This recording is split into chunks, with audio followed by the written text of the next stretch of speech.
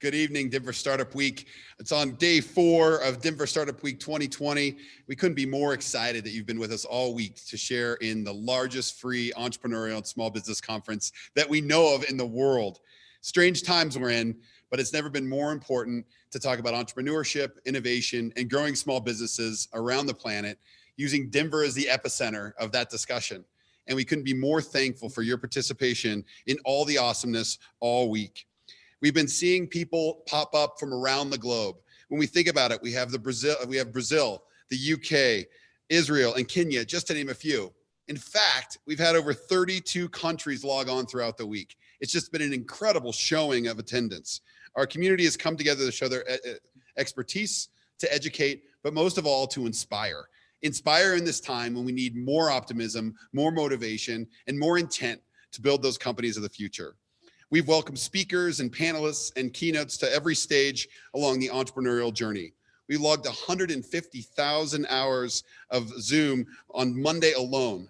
Actually, let's go with minutes. I got a little excited, but we hosted 6 job fairs, logged 3,100 hours of watch time on YouTube so far, and heard from some amazing entrepreneurs like venture capitalist and entrepreneur Arlen Hamilton, Brad Feld, and we have many more sessions tomorrow as we start to wrap up this incredible virtual event. We learned to vogue, we heard about puppies, and we had Choosel talk about their favorite snacks as we went viral with their club, and so much more, but that's just in the last 4 days.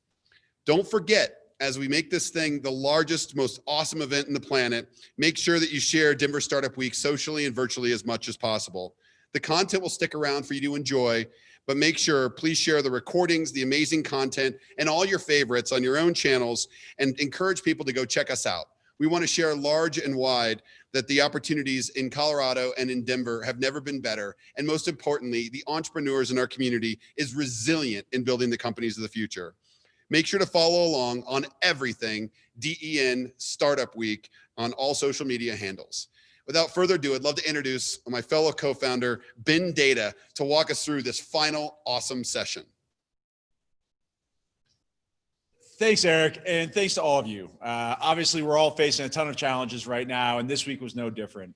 But it still was an absolute success, and that's thanks to the flexibility and the understanding that all of you showed as those who attend, those who are putting it on, our incredible crew here who is handling all the technology side on it, and turned this into an absolutely incredible event with incredible content and incredible connections. So that's awesome to see.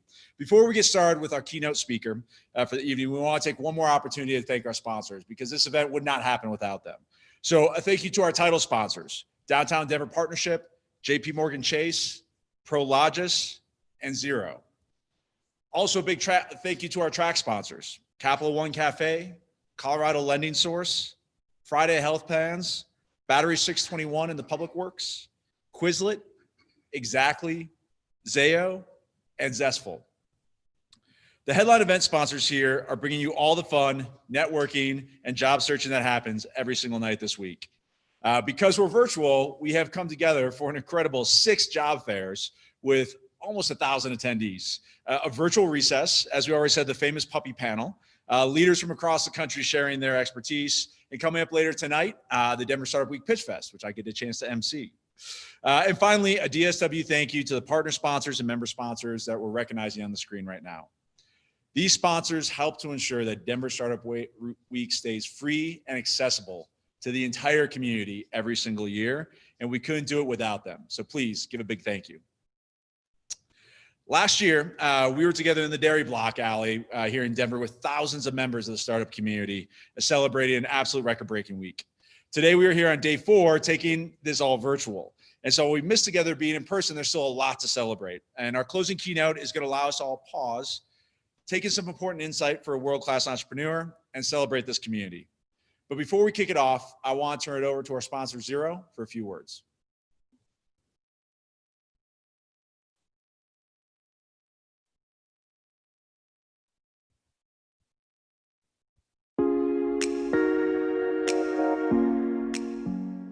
Welcome to Denver Startup Week. I'm Andy from Xero. Denver is home to a community of smart, eager, and hardworking small businesses and a thriving tech scene. Those are just some of the reasons Well, we at Xero are proud to call Denver home. We love participating in Denver Startup Week each year, and we're thrilled in 2020 to be returning as the title sponsor. Denver Startup Week aligns to Xero's purpose to make life better for people in small businesses, their advisors, and the communities around the world. We're proud to help grow a culture of innovation and entrepreneurship here in Denver. We've been part of a growing community of tech companies that see Denver as a fantastic place to work and call home. Visit www.xero.com to learn more about how we're changing the game for small businesses. Also, join us September 16th at 2 p.m. for our panel, Stories of Resilience, How Small Businesses Have Changed Their Strategy, to hear from small businesses and financial experts on how they've pivoted and changed their strategy to get through these challenging times. See you there.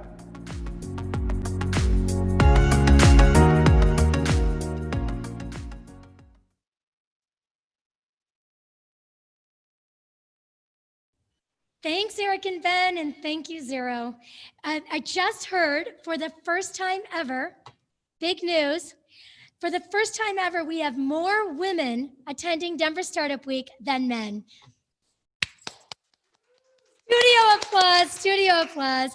What a great moment for this incredible, diverse and inclusive and welcoming Denver Startup Week community. And it's a perfect intro for our keynote speaker tonight.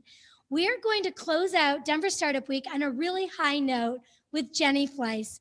Jenny is an entrepreneur and an intrapreneur, founding two scaled digitally native businesses from scratch, Rent the Runway and Jetblack.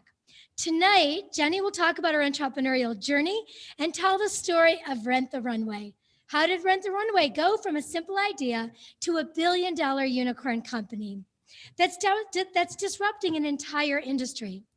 The story of Rent the Runway is packed with teaching moments that every entrepreneur can apply to accelerate the growth of their own business.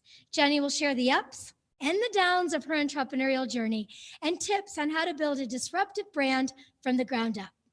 Jenny remains a Rent the Runway board member and advisor, a board member of Shutterfly, and an advisor and investor in various businesses. Many with female founders. She's the co-founder of the Rent the Runway Foundation and guest lecturer at various institutions and professional forums. She's been honored with numerous recognitions, including Inc. Magazine's 30 Under 30, Fortune Magazine's 40 Under 40, and Most Powerful Women Entrepreneurs, and Fast Company's Most Influential Women in Technology. So let's turn it over to a video to hear a little bit more about Jenny Fleiss and her background. Welcome, Jenny.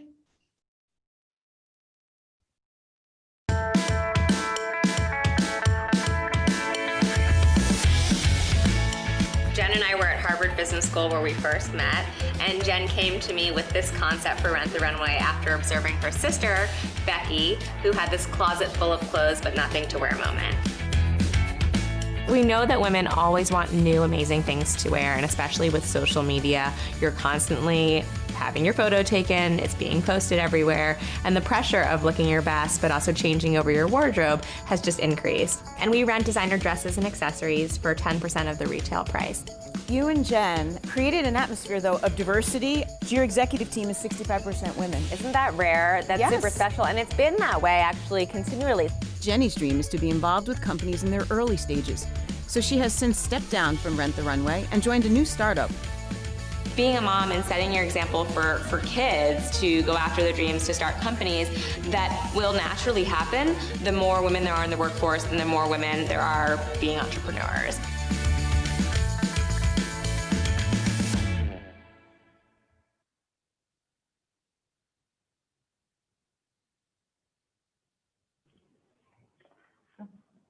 All right, over to you, Jenny. Hello, everyone. It's so great to be here. Thank you for having me. Thank you to the sponsors as well. I was particularly happy that you are persevering with this event and being your own entrepreneurs and adapting to this new environment. And we'll see what it means for just the incremental number of people who may even be able to join different sessions. So what I thought I would talk to you about today is the Rent the Runway founding story, because it happened in the midst of a recession, and we are in a really unique moment right now. It's a recessionary time. It's also a moment where there's so many shifts in different industries, and I think that's moments that are ripe for opportunity and change. I'll share a little bit about the next startup that I started, which was a subdivision of Walmart, and some of the key learnings that we took away from that business. And then some of the innovative trends that I think about right now and that I think should be on everyone's mind as we blaze forth in this new world that we all live in. So hope that sounds good. We're going to leave at the end at least 20 minutes for questions. So write down your questions, chat them in, keep storing them up, and we'll try to get to as many as we can, because I love that part of the interactive experience. So I'm glad to hear that we have a big number of women in the audience, and more than men, even though men, you're also great. But that's really exciting for me. When Jen and I started Rent the Runway as two women, I think the numbers in terms of female entrepreneurs getting venture funding were staggeringly low. And so we're proud to have been part of a wave and movement where that has changed somewhat. We still have a far way to go. But we were sitting at Harvard Business School when we came up with the concept for Rent the Runway. And it was a really fun moment, because we were having just a lunch conversation around the fact that my co-founder, Jen, had been home during Thanksgiving break. And she had a moment with her sister, who was named Becky. And Becky had just bought a $2,000 Marchesa dress.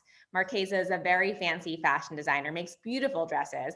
But Becky had just graduated college, was not making a lot of money at her job, and was in credit card debt because she was spending so much money on going out and about to different events in New York and buying different clothing.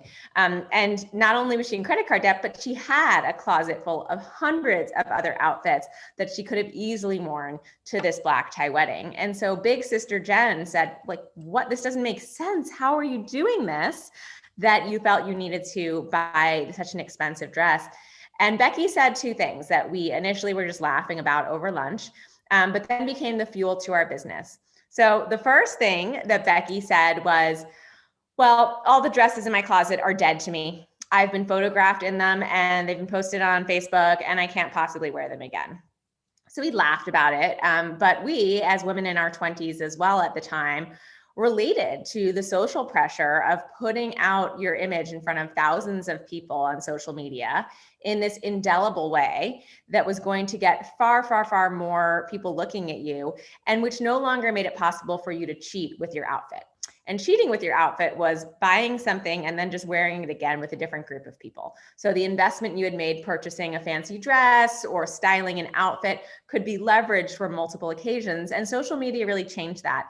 And so this was November 2008, and when we were having this discussion, and social media was really just starting to uptick.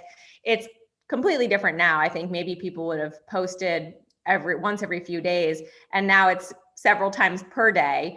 But that trend was transforming how women thought. And the other thing that Becky said was, I'm going to wear this dress to a wedding, and I might meet my future husband at this wedding. Who knows, right? And so again, we laughed, but something true there, this idea that when you're in your 20s, you're at the biggest difference between your income level and the number of events and the importance of the events on your social calendar, right? So you have far more, you're in the wedding circuit, far more moments to take pictures, to dress up, and yet you don't have the financial resources to make that happen. And you go to these events where you want to invest in your presentation, what you're putting forth, so that you can meet Mr. Right or get the dream job or what have you. And so we thought about this kind of gap in the market and this problem that we as women related to as well. And then we thought about what had been the response to the fashion industry, right? So we're business school students, we're thinking about the industry dynamic. And at that moment, the only part of the fashion industry that was growing was fast fashion.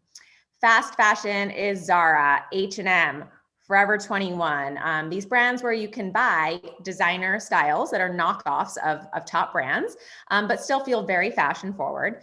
And they're about 20 to 30% of retail price.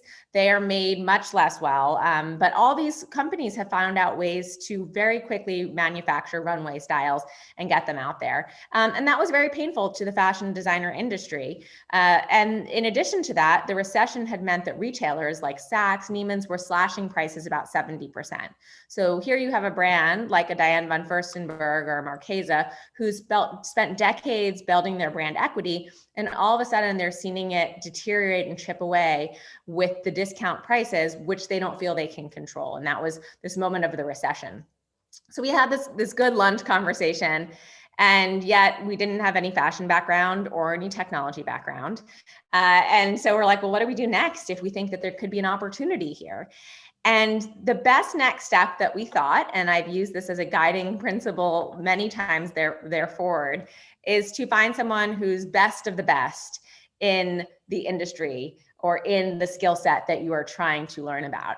And so we reached out to Diane von Furstenberg. And Diane von Furstenberg is, for those who don't know, is one of the most famous international female fashion designers. She has been a really big advocate in the kind of tech community in the fashion industry. And we had her information through a distant family friend, so leveraged our networks. And we're really gutsy in just sending a cold call email. And we sent something to the, that day, it was the same day that we had lunch. We were like, okay, let's get our hands on this email. And we sent out a note and it said like, we're working on this business and, we'd love to have some of your time. And we got a response back within 2 hours, and it was in hot pink bubble letters. And it said, come to my office tomorrow at 5 p.m. And we were like, well, first of all, is this actually Diane von Furstenberg responding? And okay, I guess this is what entrepreneurship is like, right? So let's, the next day we were up in Boston at business school. We put on our DVF dresses, we, did our hair, and we got in my co-founder's car and made the drive to New York. And we walked into her office again, hoping that it was actually her who had written us. And in fact, it was.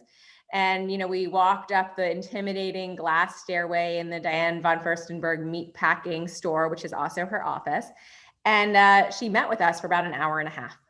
And Diane did it while, and it's pronounced Diane, but she did it while sprawled out on a leopard print like sofa eating grapes. Like the whole thing was surreal. And so we were like, wow, I guess this is the fashion industry. But she told us for an hour and a half how she hated our concept. And it was pretty demoralizing. I left that meeting and I was like, oh, Jen, that was fun for a couple of days. And we had this really memorable moment. And she said to me, wait, no, like she just gave us all of our answers. She told us all of the things she doesn't like about this. All we need to do is repackage, reframe, and sell and position our business in a different way to the designer industry. So here we kind of enter this like next key learning of entrepreneurship.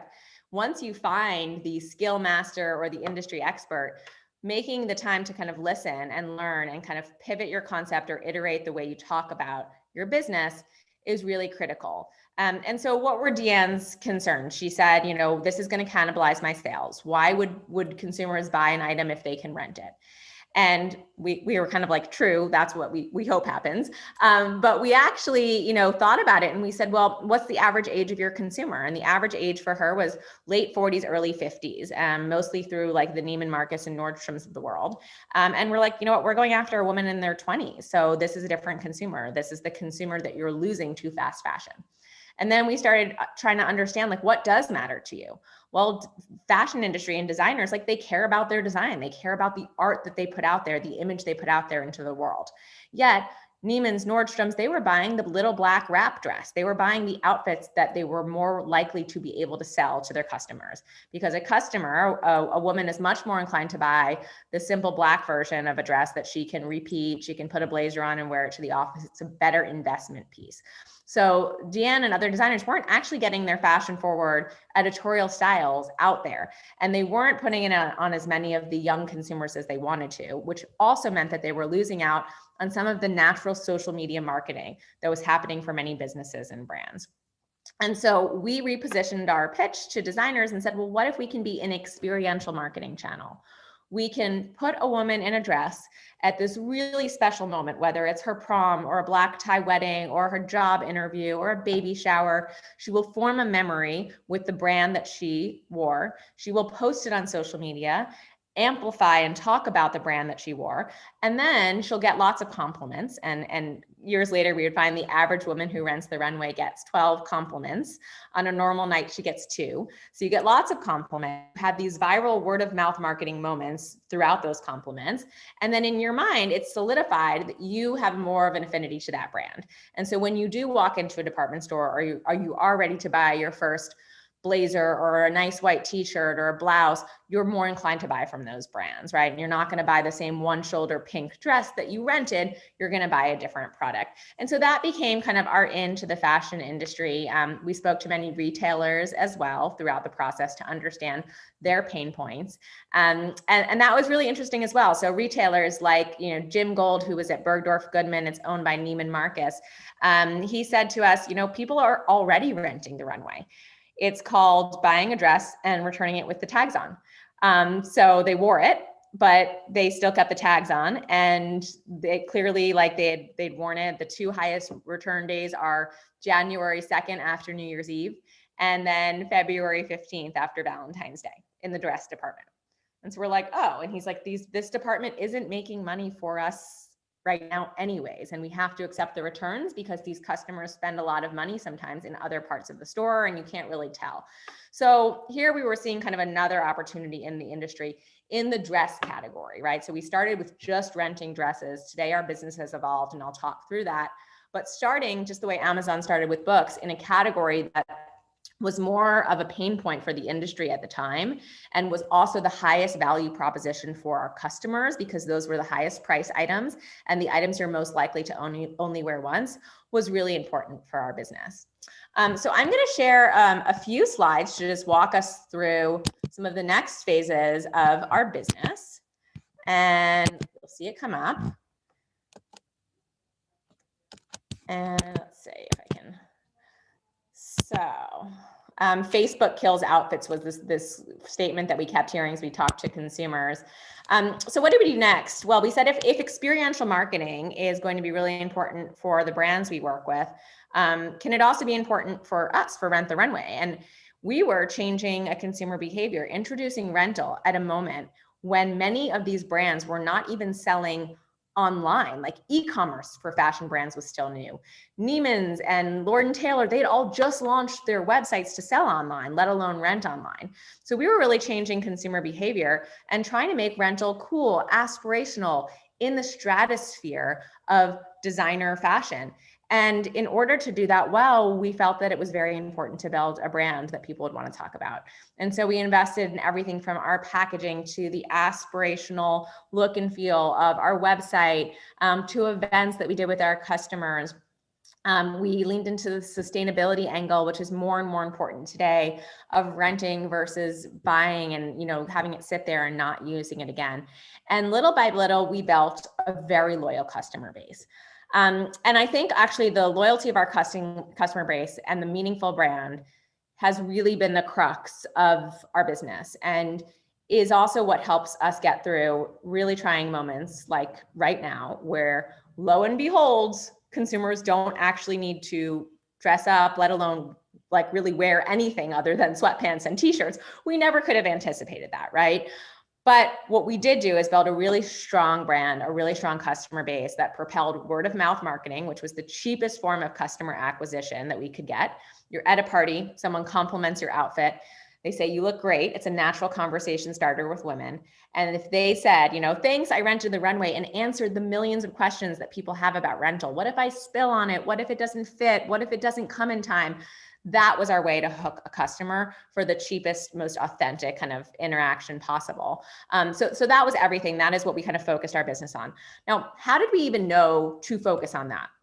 Well, all of the business model and kind of market dynamic, white space opportunity, business school kind of assessments we did that I mentioned before, talking to customers, surveying customers, all of those were adding up. And, we started to put together an investor deck But rather than ever write a business plan, we decided to test our product with real consumers. And this is something I recommend as soon as possible to every entrepreneur out there.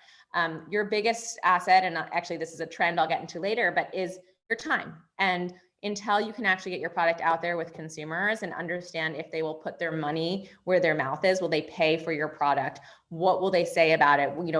Your learning is curtailed and you can't build the most true successful business possible. So how did we do this? Well, dresses, we were still at Harvard Business School. We bought dresses, we borrowed some dresses from our friends. We bought them in our own sizes. So worst case, we figured we would have a great wardrobe, right? We always have a plan B as an entrepreneur. And we set up shop at Harvard undergrad. So we walked across the river, and at that point it was around graduation time. So we knew there was a lot of events coming up that people needed outfits for. And we invited different customer segments. We invited the Women in Business Club and the Dance Club and the A-list sorority, the B-list sorority. And we wanted to try to learn different consumer behaviors and interactions. And we learned a lot of things, but all the things we plan to learn around the exact price point to charge and conversion rates and the customer cohorts was far less powerful than the first woman who picked up the most sparkly gold sequin dress. She put it on, twirled around in the mirror and said, "I look hot." And she was transformed. She had an extra bounce in her step. She was strutting her stuff. She didn't want to take that dress off. Can you imagine the look on so-and-so's face when he sees me in this? And, she wore it for the full hour. I think she didn't want anyone else to get it and rent it. And Jen and I looked at each other and we're like, that's our business, right? We want to build a business, a brand, a community around empowering women, making them feel confident, and getting them to feel excited and comfortable talking about fashion in a way that really is at par with the true power and emotional impact it has for women. So for the men who are listening, that is why women are crazy enough that we need hundreds of outfits. It is tied to a much kind of deeper confidence and emotional component for how we kind of bring ourselves to our everyday. And that's what we've built the Rent the Runway brand around. So then what happened? Well, we're trekking along and the business was doing really well. We had raised funding, we were growing, we had amazing margins renting dresses. And then we were like, what's coming next? And as entrepreneurs with a world moving so quickly around us, I think you can never fully rest on your laurels. And there's a fine balance between the shiny penny syndrome of always wanting to innovate as an entrepreneur, and then also just doing it in a really thoughtful, methodical way. So we did a whole assessment of how to grow. And what we wound up deciding was we could go deeper in terms of servicing our core customers. So we were servicing women in the 18 to 45-year-old range with, a sweet spot around 28 years old. Jen and I, by that time, were in our early 30s. And we started to feel that there was a casualization of fashion, even to weddings. People were wearing, two-piece suits or, two-piece sets and outfits. In the workplace, there was a casualization as well. And we felt that there was a chance to go deeper with our core customer base. And so just the way we tested out Rent the Runway initially with that test on Harvard undergrad, and we did a couple of subsequent other tests as well, we decided to test this out, right? You're not going to risk a ton of tech resources. You're not going to risk a ton of money buying inventory until you actually have some more conviction and data points that this is going to work. So the first thing we did was we did focus groups. And so, just the way we started Rent the Runway, you first start with, having focus groups with friends, sending surveys, and then you do this kind of customer MVP, minimum viable product test, right? And so in talking to customers, we would say, why don't you rent, or why haven't you rented more? And what would come up is, I don't have an event. And we're like, well, have you gone out to dinner in the last couple of weeks? Have you had a date? Have you had an interview? All these things, which for us, where we had, free access to the product, we were always renting the runway. These consumers weren't engaging with us for those use cases. There was a perception that we were for black tie weddings, bridesmaid dresses, things like that, and less so that we were for your everyday. And we wanted to really transition so that we could be a part of your everyday wardrobe and habit around getting dressed. And so what we found is actually it was a pricing issue. We had margin to play with. And as we started testing out pricing, we realized that we could get you to engage more if our dresses were $40 or $50 to rent. And if we had some more casual styles, if we re-merchandise things slightly on the site. So that's how we started out. We saw that the kind of uses per year started to increase once we tweaked pricing. That was a big moment, right? Like reducing prices in a business that's already has great growth is a big deal. But we started to really see the results, and you kind of do, test in little by little. And then we felt it was time to take it to the next level and offer a service that could really transform a woman's wardrobe. We did more research on consumers' closets, and we found that over half the items in a woman's wardrobe she only wears once in a given year. And that's just not a good use of space. It's not eco-friendly. It doesn't make sense. And consumers are smarter shoppers than ever before. They're smarter about how they engage with brands, how they consume, the sustainability that they can support as a consumer. And so we started to think about a subscription model. How could we offer you everything from jeans and blazers, handbags, scarves, all the way to black tie dresses? We weren't going to give on that part of the business, give up on that, for a fixed fee per month, and let you constantly rotate your items. And in testing in, we started to habituate the behavior of rental in a way that has now permeated much deeper, tightened the bonds of the community that rents the runway even more, made women more inclined to talk about us, created Slack channels at work around consumers who were engaging with us. So that was it's a fun example of, continuing to drive innovation and continuing to keep that scrappy testing, even when you're well into your business. The other innovation that we made, and we actually have since kind of redone this decision for now, was opening retail stores. We were determined to be a digital e-commerce business. That was our plan all along. That's where Jen and I had felt that the future of scalable fashion industry was going. But customers in these focus groups that we constantly have would keep saying, I want to see the dress. I want to feel it. I'm worried about fit. I want to try it on. I want to talk to a sales associate. And so we tested it out. Once again, we put up some curtains in our office, a coat of paint, a little box on our website that said, call this number, which was probably like my cell phone, to book an appointment. And immediately appointments were booked. Conversion rates, if someone came in, were 70%. People were spending twice as much money, adding necklaces and earrings when they worked with our stylist, booking dresses for the next event when they came in. And we started to learn about these consumer behaviors. So you pair the subscription business with retail, and you have a 1 + 1 = 3 opportunity for consumers. And let me tell you what I mean by that. Suddenly, a consumer who has a subscription can take the item that they wore, they can drop it off and return it in a local store, and they can walk out with a new item, because that's how our service works, right? You trade one item in, you can get a new item. Now, for us, that saves us a ton of money on shipping costs. It gives us a much better customer experience because the customer has picked it, they've seen the item, they're likely to be happy, they can try it on if they want to, so we don't have the same number of fit issues. And meanwhile, for the customer, they are getting the maximum number of days with inventory in hand possible. We started seeing customers who would come in after their day of work. They would take off maybe the blazer they rented to wear to work, return it, put on their date night outfit from our store in our dressing room, using us as a locker room. Like we didn't plan that. We couldn't make it up. So following the voice of a customer has been another guiding light and key point in entrepreneurship. I think the power of retail, because I'm a big believer retail will come back, and that omni-channel, it's not an either or, it's how do they work together, will be really important. It solidifies communities, it brings your brand to life, it gives you this additional social media opportunity and moment. And here's like the Starbucks kiosk, like just think about how much better positioned Starbucks was coming into this pandemic in this moment, because they had already the pickup mobile order feature on their phones. They had already repositioned many of their pickup counters to the front of the store because customers were using that behavior.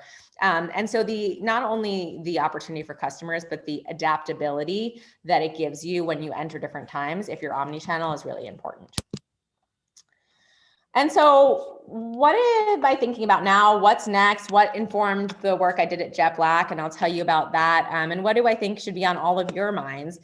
Well, the headline of this next, decade and probably way farther into the future is time is the greatest luxury. So, that's to some extent always been the case, but there's more and more demands on our time. And one of the macro reasons behind that is that women are working more than ever before. And so over 60% of the time, women are either the sole or the major income earner in their families. the age of marriage is getting further out. So there's more years during which a woman is working and managing and making purchase decisions. And yet women are still having children as well. And so add that up, and it means that, if they're managing households, they're working and making the bulk of the income in many cases, and they are, having children, they are busier, right? They need more efficient solutions. And so, yes, it's about money, but more than anything, it's about time as a form of currency. And so, if you see the arc of businesses like Zappos, free shipping overnight, free returns, Amazon, one click, and, Prime 2-day, but now many services that can give you same day, same hour, the ante has just continued to be up and up and up. And Rent the Runway has fallen right into kind of the sweet spot as well of just saving consumers, not just money, but also time in terms of helping them curate items and give them data on what the items are that are going to be best for them, that are going to be most likely to fit them, letting it get shipped to their door so they don't have to go into a retail store and try on multiple items if they don't want to. So what does it mean if time is the greatest luxury? Well, there's 3 major trends that I think we should therefore think about. The first is efficiency. Businesses like the ones I mentioned on the prior page, very fast shipping, more services than ever before, right? If not only can they deliver the furniture you order, but they can assemble it for you. What can any business do to make your life easier? The next trend is personalization. Personalization has always been out there, right? It saves consumers time. Brands are a form of personalization. If I know what brand I like, I can more quickly get to a product I'm likely to enjoy on a given website, right? So with the number of options and items that have entered our worlds in e-commerce, personalization just gets more important, right? If there's suddenly thousands of rugs I could purchase from, it can be dizzying. So how can I build a trusted relationship and winnow down those options as quickly as possible? Think about conversational commerce, shopping with your voice, shopping over text message, Google Home, Alexa, whatever device you use. Personalization is critical because they can only surface up one option. If you ask, your Alexa to get you paper towels, you ask your Alexa to get you a vacuum cleaner, you can't review all the thousands of options. So they need to have brilliant technology and data around personalization. And that's going to be a trend that JetBlack plays into that trend, and that I believe will persevere and be a big theme in the next decade. And then experiential commerce. And so I discussed how this came to life for Rent the Runway. And I think, the age-old brand that I think about this with is also the American Girl brand, and how they've used their retail stores and kind of every aspect of their business. Oh, my Alexa is talking to me right now. Alexa off. She heard me summon her. But American Girl had always made their stores about an experience, and it added this kind of 1+1 dynamic of, you have an existing doll, an item, whether you bought it online or in store, but now you can use the store to get your doll's hair braided or to have a tea party and to bring that whole community and the essence of the brand to life. And so I think you see much more creative ways that a lot of brands are doing that. It creates Instagram moments, and I'm very bullish that experiential quality in a moment where we are at risk of e-commerce becoming very transactional, right? Amazon is a glorified search bar. That experiential touch to brands and businesses is the differentiator versus an Amazon. And so what did I do for Walmart? So in the face of Amazon as a really behemoth that was great, gaining a lot of share and, as the main competitor to Walmart, they hired me to think about what is the future of technology and digital retail experiences. Walmart had acquired Jet.com, and I worked with Mark Lorry, who is the CEO of the US e-commerce business. And he and I worked on a business called JetBlack, and it's personal shopping over text message.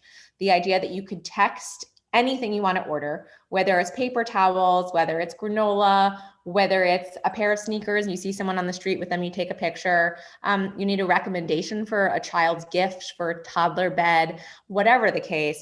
And we would deliver it to you in kind of best in class shipping speed. We would aggregate your items together. We'd pick up any returns and make it as easy as possible, use sustainable delivery totes that were reusable. And so from this one business, we were learning about a ton of different things for Walmart. We were learning about conversational commerce, the idea of shopping with a conversation. So the way people used to go to their local handy store and, pick out the best wrench with, someone years and years and years ago has since transformed dramatically.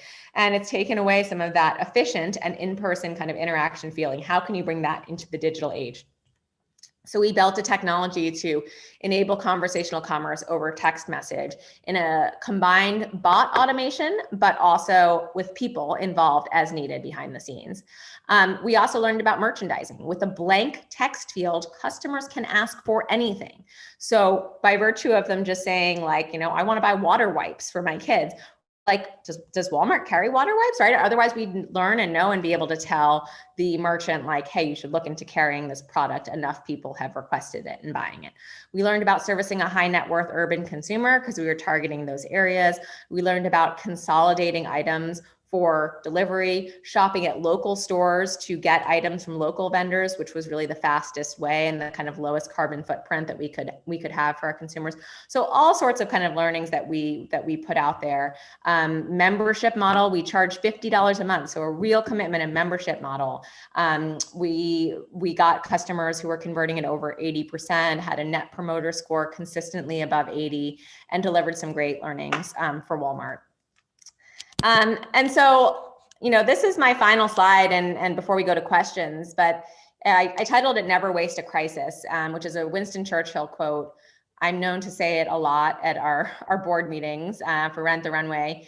And, you know, I think that's because there feels like there's always crises in entrepreneurship. I often like think of it as flying a plane at low altitude, and like the highs are really high, but the lows feel like you're going to crash, and they seem to happen a lot.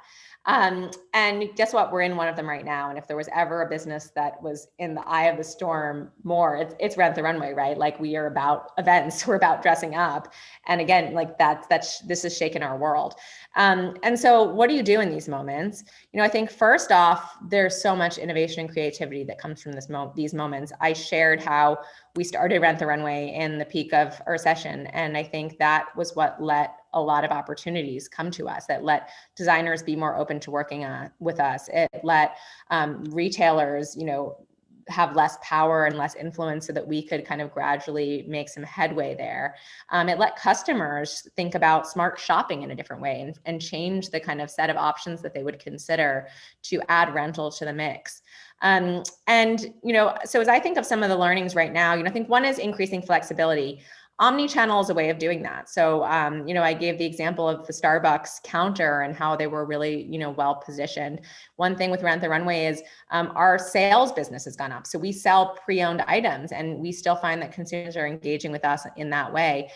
We also feel grateful that we have more casual items. We actually have athleisure and sweatshirts and comfortable loungewear, and that part of our business has really, you know, increased. So I think the more flexibility you can work into your business generally helps you weather these unpredictable moments. Permission to take risks. So everyone expects that your business is going to be impacted most likely in a negative way in these moments. And I think the best thing you can do in guiding and leading your team is therefore to encourage them to take risks, because if there was ever a time to do it, when you're going to probably have a dent in your sales regardless, like do it now, seize that moment, lean into it, and likely it will inspire and invigorate your team at a time where probably the most important thing is just the energy and the positive culture that you can build for your teams. Forced innovation. So you've got to duck, dodge, do some creative problem solving, because sometimes your business is just really at risk. Think of the restaurant industry and how I've seen some businesses transform to, you know, to delivering and their product, you know, outdoor dining, like they have to, right? Like doing whatever they can to very quickly flex themselves. Scrappiness. So you're unsure about cash and, you know, what's going to happen, how long things are going to stay this way. And so you go back to some of your scrappy ways, which I think are super powerful and lost often too early in entrepreneurship.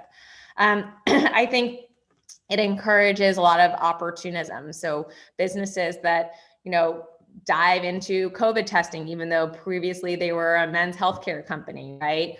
Or that are a Daily Harvest. It's a business that delivers, you know, smoothies and other food products that's plant-based, and they quickly were able to roll out additional products because their business was on fire. Imperfect Foods is another business that completely exploded in a good way. And how do you kind of make sure you can take advantage of those moments or like lean into expanding your business?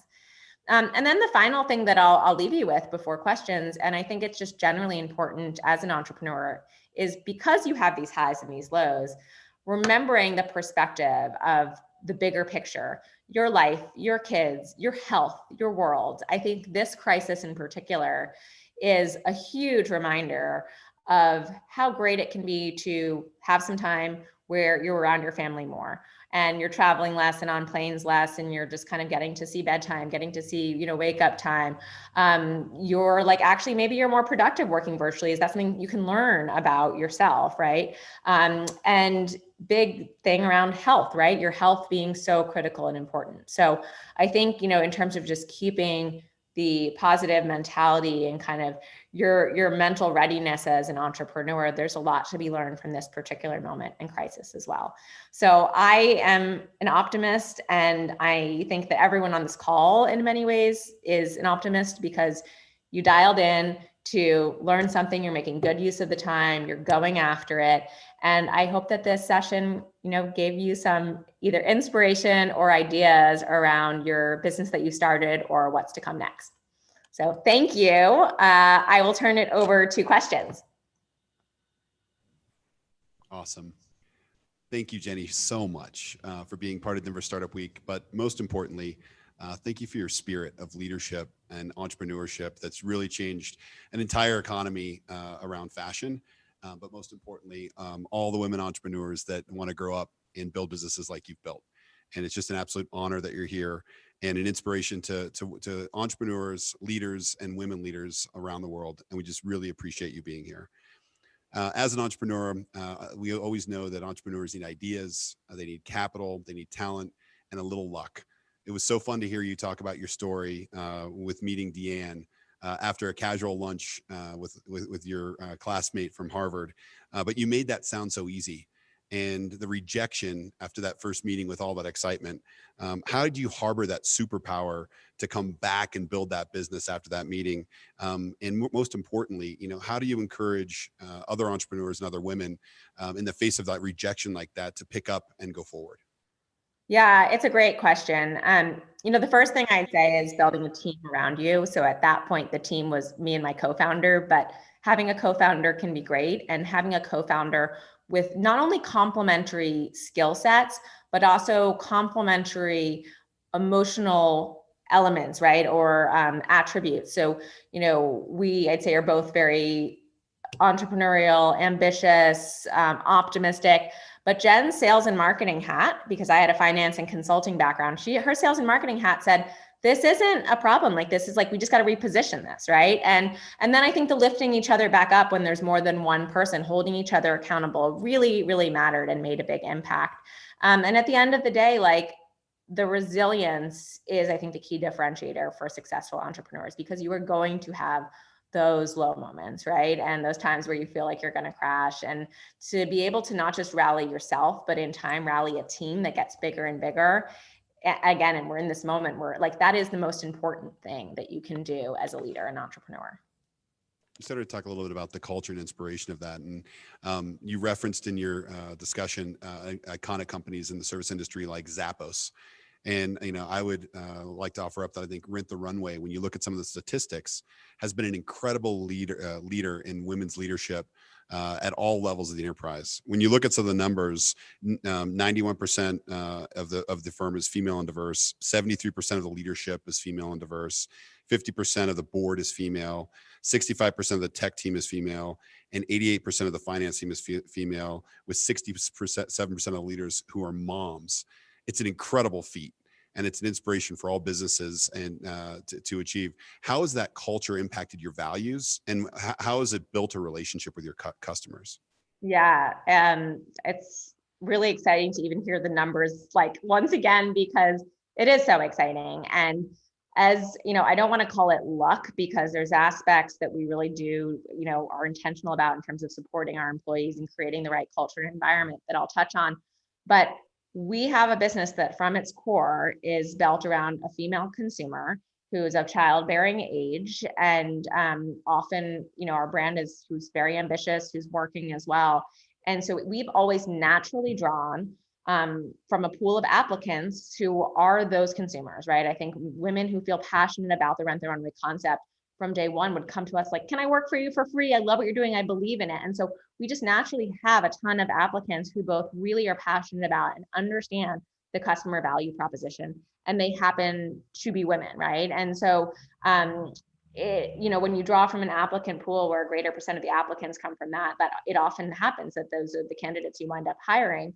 And of course, along the way, Jen and I went through life stages of having kids. And so we were intentional around, I brought my kids to the office when, whether it's when I was nursing or just to say hi and bring lighthearted air to the photo shoot that we were having. There's fun aspects of our business. And at its core, I think we also showed how the perspective you have as a woman and as a mom and, going through getting married or all these moments is invaluable, right? So, being pregnant, you go through all these different sizes. And of course, you don't want to buy a black tie dress for the 8-month pregnant wedding you have to go to. It's torture. Rent the Runway is useful in a whole new set of ways. So I think this, what is often viewed as a challenge or difficult, either family or this or that, I think for our business, we've really tried to lean into how can it be a competitive advantage, a strategic advantage of the way you can connect and understand your customer in a deeper way. And that's where I really believe that we will have the best economy, we will have the best businesses, the more diversity that we have, because our consumers are diverse. And so to really connect with that end consumer and understand the problems they face, the ways to build brands to solve those problems, I think your best bet is to be that consumer yourself. I know your brand and some of the companies you built most intimately through my wife's relationship with your company. And every time she'd get a box that would show up at the house, it was like a Christmas morning gift of excitement. Internally inside the business, what were the values that you instilled inside of the company that really created some of that excitement and that customer experience? Yeah. So, I titled this presentation, I went back past the slide pretty quickly, but dream big and go after it. And that is, our first value, this idea that you should have kind of the biggest uncapped, unbridled dreams. And we never thought of this as a dress rental business. We thought of this as we are changing the fashion industry. We are democratizing luxury. So getting people to think and dream big outside their bounds, and then always believing that you can go after it. So without fashion background, technology background, logistics background, dry cleaning background, I certainly didn't have. And we run the world's largest dry cleaner, and which I helped run for 4 years. You can still get it done, right? Another value that really sticks out is no doesn't mean no, it means not right now. And it's something that, following that Diane von Furstenberg meeting up until today, Jen and I have said to each other again and again, right? And I think it both speaks to the positive outlook that you need to have and bring to your team and to each other as co-founder, but the persistence, the kind of perseverance that you need to have. And I think the best thing, and there's 10 values, you can find them online because they're all great and they've all been there since the beginning. But I think the great thing is that I think our values really speak to who our consumer base is as well. So we have a base of consumers who are dreaming big and going after it. They're tackling careers and parenthood and still want to look and feel great. They are confident, persevering women, often entrepreneurial. They're not going to take no for an answer. And so I think the best values are where you can kind of include and embrace your community of users as essentially a part of the business as well. And that's also what will help the stickiness of let you get through these moments in time, right? When you have that stickiness and that engagement with your community. As a leader of growing a fast company or fast growing company, it always seems to be like an overnight success. I just remember Rent the Runway just appeared. But were there any of those near-death experiences where you thought it just might not work and you and your co-founder had to overcome it? So I feel I constantly have to remind entrepreneurs, because I now invest in and advise a bunch of entrepreneurs trying to pay it forward, all the support and help that we've gotten starting Rent the Runway. And, businesses like Netflix, no one ever heard about for the first 5 or 6 years. And they certainly weren't doing all that well, right? Many businesses, it's easy to forget or not have heard about it until they really made it. The story that first kind of comes to mind is once we had raised venture funding, we hired an engineering firm because we needed to build a website, right? And we didn't have the technology background. And we had thought, because we didn't have the technical background, that the best we could do was to write a really thoughtful requirements document. It was an 80-page document to think through every page and every functionality we wanted to build and detail it out, to go through an extensive RFP process to pick the best firm and then negotiate the best pricing, right? And then they go off into a black box, and a few months later, they deliver you a website tied with a bow, right? And like, that's not how it works. That's not how anything in entrepreneurship works. Like, you need to get your hands in there no matter what. You either need to learn about the technology or the dry cleaning, or you need to ask the questions, however dumb they may seem, to like expose any aspect that could be fishy. So for us, like, that meant I flew up to Canada after they had missed, a couple of deadlines, and the team of 7 engineers we were supposed to be paying for was like 1.5 people, that came in at noon, whatever it was. And like, you peer over your shoulder, you see there's not much there, even just the number of people working on it, right? Like, they didn't have confident answers to your questions.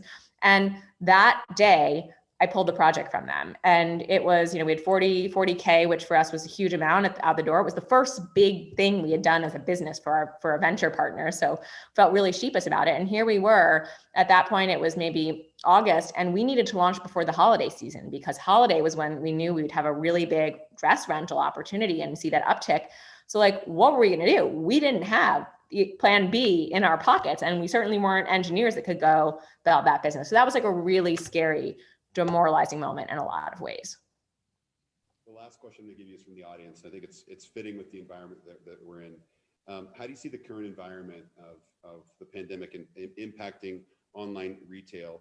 And from your perspective, what's the future and what's the silver lining for all of us? Wow, that's a big question. So retail is changing like faster than ever before. And I think to some extent, it's thinking about what will shift back again versus what changes are here to stay. So I think some changes that are here to stay and that have gotten really strengthened and enhanced by this moment in the retail category relate to mediums like TikTok and Instagram, where you're having much more content and community oriented shopping. So trying to find ways of, virtually connecting with people and getting the same emotional feeling of excitement around a shopping discovery experience with digital tools. And I think like with TikTok in particular, it's an exciting way to see, users presenting and sharing new brands that they've discovered and to kind of be alongside them, because consumers need these community type feelings, especially in these moments of isolation. But I think that will persevere as a way of discovery. I think these channels also make it obviously easier to start a brand than ever before. So there's more and more disparate brands that will continue to pop up. And I think in some ways that's great for entrepreneurs, but it takes a lot more effort to differentiate yourself. And then I think over time, consumers don't want to buy from 100 different places. So you'll start to see unique ways of aggregating some of these brands under a core umbrella, right? Like, if I don't trust necessarily the random Instagram ad that comes up with some new age brand, how can we build kind of a trusted layer, which saves time because I trust their curation, I trust their service levels, their shipping speed, all of that. I trust that they're going to take my payment in a responsible way and kind of save consumers time while still getting the inspiration from these new frame of brands. So I think diversification of, different types of brands, then eventually leading to kind of more curation under these umbrella brands, and all with this idea of video content and community injected into it to pull out the true emotional feeling of shopping. And the final I'll say is, like, obviously every brand that was physical store dominant has started to think about the 1 + 1 = 3 of virtual and digital. So I think it's just forced this massive acceleration of omni-channel and the creative ways in which they support one another to be 1 + 1 = 3 for the consumer. Well, Jenny, on behalf of the Denver Startup Week community and all of us in Denver, we couldn't be more honored that you took the time to spend with us today and grace us with your wisdom, your inspiration, and your heart for all things entrepreneurship. All these things could not be possible without Xero. And we thank Xero, our sponsor, for all this work. You've been with us all through Startup Week, thick and thin. And this year, we really appreciate your support to bring these things to life. So Jenny, any parting words for all the female entrepreneurs out there that are working on businesses before we close? Dream big and go after it. You're awesome. Thank you so much. And before we wrap, I think we have a little special celebration we need to have. Xero video. Here comes Xero video.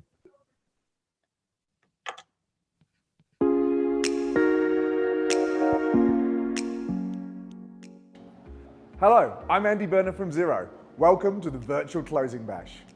There were so many great ideas and learnings shared this week. The innovation, resilience, and entrepreneurship at the heart of this business community was plain to see. A huge thank you to the amazing team who would not let a pandemic dull the flame of innovation here in Denver. So thank you as always, Tammy, Eric, and Ben, and the Denver Startup Week Organizing Committee. We're looking forward to picking up the bar tab next year and seeing you all in person. Until then, a virtual cheers, everyone. What a week.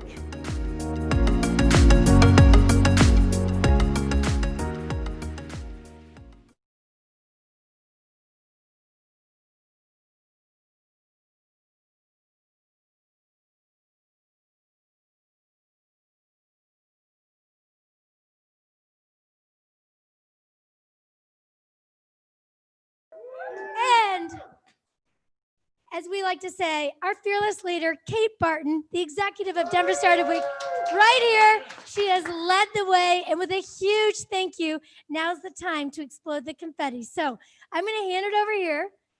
Just simply twist it.